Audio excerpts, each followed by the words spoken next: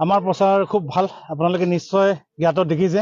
আজিৰ দিনত আমি প্ৰায় 10টামান জেগাত আমি এইদৰে আমি বৃহৎ সংখ্যক ৰাইজে আমাক সঁহাৰি জনাইছে। আজিও আমি ধনশ্ৰীৰ পৰা ধৰি কেইবাটা জেগাত মাঞ্জাৰ পৰা আৰম্ভ কৰি নীলাপুৰ, হোজাইপুৰ, ডিফুলৈকে আজি আকৌ মাছমজিয়া আমাৰ মিঠিপাং যিটো অঞ্চল, য'ত আমাৰ খিলঞ্জীয়া ভূমিপুত্ৰ ইয়াত এটা অঞ্চল। গতিকে সেই অঞ্চলত ৰাইজে আজি আমাক তেওঁলোকে মতাৰ বাবে আমি শেহতীয়াভাৱে আহিছোঁ। আজি তেওঁলোকে বিপুল সঁহাৰি দিছে। গতিকে আমাৰ যিজন বিধানসভাৰ যিটো 110 নং আমাৰ যিজন কেণ্ডিডেট বীৰেশ ডিফুছা ডাঙৰীয়া, তেখেতৰ এটা ভাল সঁহাৰি পাই আমি অনুমান কৰিব পাৰিছোঁ যে তেওঁ এইবাৰ আমাৰ যি অহা এপ্ৰিল মাহৰ 9 তাৰিখে যিটো আমাৰ ভাগ্য নিৰ্ণয় হ'ব গৈ আছে আমাৰ বিধানসভা ছেক্টৰত, তেওঁ নিশ্চয় জিকিব, ইয়াৰ পৰা আমি অনুমান পাইছোঁ। গতিকে আমি নিশ্চয় অনাগত দিনত আমি ৰাইজৰ যি ডেভেলপমেণ্ট কথা আমি প্ৰতিশ্ৰুতি দিছোঁ, আমি প্ৰতিশ্ৰুতি নিদিওঁ, আমি গ্ৰান্টি দিওঁ। যিখিনি কাম আমি আমাৰ সৰ্বোচ্চ আমাৰ জনপ্ৰিয় নেতা অৰবিন্দ কেজৰিৱালদেৱে তেওঁ স্বচ্ছ আৰু নিকা ব্যক্তি বিচাৰি আমাৰ বীৰেশ ডিফুছা তেওঁ এক্স আৰ্মি, ভাৰত চৰকাৰৰ তেওঁক 32টা বছৰ দি আহিছে। গতিকে তেওঁ অৱসৰপ্ৰাপ্ত আজি খুব এজন নিষ্ঠাৱান কৰ্মী, আৰু নিষ্ঠাৱান কৰ্মী এজন প্ৰাৰ্থী আমি পাই আমি সুখী হৈছোঁ।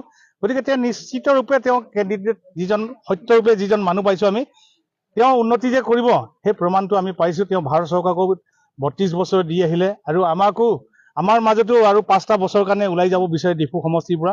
গতিকে মই আজি আপোনালোকৰ প্ৰেছ মিডিয়াৰ যোগেদি, আপোনালোকৰ চেনেলৰ যোগেদি মই কাৰ্বি আংলং বাসীৰ লগতে আমাৰ ডিফু 10 নং সমষ্টিবাসী ৰাইজক, শিক্ষিত ৰাইজক, নিবনুৱা ৰাইজক, কৃষক আৰু শ্ৰমিক ৰাইজক মই অনুৰোধ কৰিব বিচাৰিছোঁ, আপোনালোকে কেইটামান টকাতে ভুলি নাযায়, আপোনালোকে বিক্ৰী নহয়, আমাৰ প্ৰকৃত যি উন্নতি, প্ৰকৃত যি জনসাধাৰণৰ যি উন্নতি সেইটো বিচাৰক। আমাৰ জাতি মাটি বহু সমস্যা আছে। আমাৰ পাৰ্লিয়ামেণ্ট বা সদনত আমাৰ এছেম্বলিত কেতিয়াও আমাৰ দুখ দুখৰ কথা উত্থাপন নকৰে, আমি দেখি আহিছোঁ আৰু ভৱিষ্যতেও নকৰিব। গতিকে সুযোগ আমাৰ সমাগত। গতিকে এনেকুৱা এজন পাৰ্টি আপোনালোকে বিজেপি, কংগ্ৰেছ চবকো আপোনালোকে চাইছে। এইবাৰ আম আদমি পাৰ্টি পাহাৰত বিগত সময়ছোৱাতো আমি 2022ত ইয়াত খেলিছিলোঁ কাৰ্বি আংলঙত। আজি 2026তো আমি MLA খেলিবলৈ সক্ষম হৈছোঁ। গতিকে ৰাইজৰ সঁহাৰিয়ে আমাৰ আচল শক্তি বুলি আমি ভাবোঁ।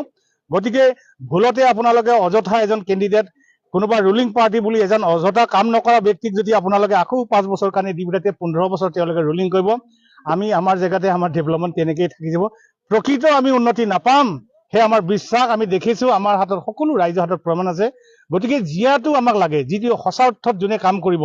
আৰু কেণ্ডিডেটবিলাকে আজিকালি বেচা কিনা, বিশেষকে আজিকালি আপোনালোকে যে বিজেপি, কংগ্ৰেছ কোনো কিবা মুদ্ৰা পিঠিয়া তেওঁলোকক বিশ্বাস কৰি লাভ নাই।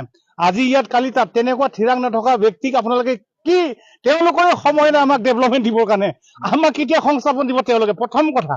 গতিকে আজি সুবিধা পাইছোঁ আপোনালোকৰ চেনেল যোগেদি। গতিকে এইখিনি কথা আপোনালোকেও প্ৰচাৰ কৰক। কাৰ্বি আংলঙৰ শিক্ষিত যুৱক চামকো আমি অনুৰোধ কৰিছোঁ, যুৱক যুৱতীসকলক অনাগত দিনত এজন নিষ্ঠাৱান কৰ্মী আপোনালোকৰ ওচৰত আমি আনি দিছোঁ। আমি কেৱল কৰ্মকৰ্তাহে আম আদমি পাৰ্টিত, আমিও তেওঁলোকৰ লগত, আমাৰ ইয়াত কোনো বিনিময় নাই। জাতি আৰু মাটিৰ কাৰণে ওলাইছোঁ, কিবা এটা কৰিব পাৰোঁ নেকি শেষত, নহ'লে এনেকেই আমাক বিক্ৰী কৰিব। আজিকালি আপোনালোকে দেখিছে, সিদিনা বৰজানত 20-22 হাজাৰ মাটি আমাৰ খিলঞ্জীয়া ভূমি মাটি হাতৰ পৰা তেওঁলোকে হস্তান্তৰ কৰি কোনোবা এটা মানুহক কোপাৰেট গোষ্ঠীক দিলে। ঠিক ডিমা হাছাওতো তেওঁলোকে মাটি বেচা কিনা কৰিলে। গতিকে কাৰ্বি আংলং ডিফুবাসী ৰাইজে এইটো নাভাবিব যে এটা দলক জিকাই দিলে 15 বছৰ আমাৰ উন্নতি কৰিব। ক'ত বাৰু তেওঁলোকে সুযোগ লৈ আছে আমি ক'ব নোৱাৰো। ডিফুবাসী ৰাইজক মই কৈছোঁ, হুঁচিয়াৰ হৈ যাওক। আচল ডেভেলপমেণ্ট আপোনালোকে জাতি আৰু মাটিৰ বিচাৰক, খিলঞ্জীয়া ভূমিপুত্ৰৰ কথা কৈ থাকিলে নহ'ব। গতিকে আমি সঁচা অৰ্থত ভাল এজন কেণ্ডিডেট বিচাৰি পাইছোঁ। গতিকে এইবাৰ 9 তাৰিখে আপোনালোকে ভোট দিয়ক, আৰু বিপুল ভোটত ঝাৰু চিনত ভোট দি জয়যুক্ত কৰি আমাৰ বীৰেশ ডিফুছা ডাঙৰীয়াক ডিফুৰ পৰা লৈ আপোনালোকে যেনেকৈ আমাৰ দিছপুৰ যি আমাৰ এছেম্বলিত তাত লৈ যাতে আমাৰ যি উদ্দেশ্য লক্ষ্য আছে, আমাৰ যি দুখ দুখা তাত ফাদিল কৰিবৰ কাৰণে আমাৰ দলে প্ৰচুৰ পৰিমাণে জোৰ কৰিম, সেইখিনি আমাৰ উদ্দেশ্য লক্ষ্য আছিলে। আৰু অনাগত দিনত আমাৰ যি গাইডলাইন আছে সেইমতে কাম কৰিম। দিল্লীৰ পৰা ইনষ্ট্ৰাকশ্যন আহিছে, আমাৰ তেওঁলোকৰ গাইডলাইন আহিছে, ইতিমধ্যে গাইডলাইন মতে আমি কাম কৰি আছোঁ। গতিকে আমাৰ দলে কেতিয়াও কমিনেল নকৰে। পাহাৰ ভৈয়াম একত্ৰিত কৰি খিলঞ্জীয়া অসম আৰু অসমীয়া সকলো লোকে লৈ আমি একত্ৰিত হৈ ইলেকশ্যন খেলি আহিছিলোঁ, আজিও একেদৰে ইলেকশ্যন খেলিম।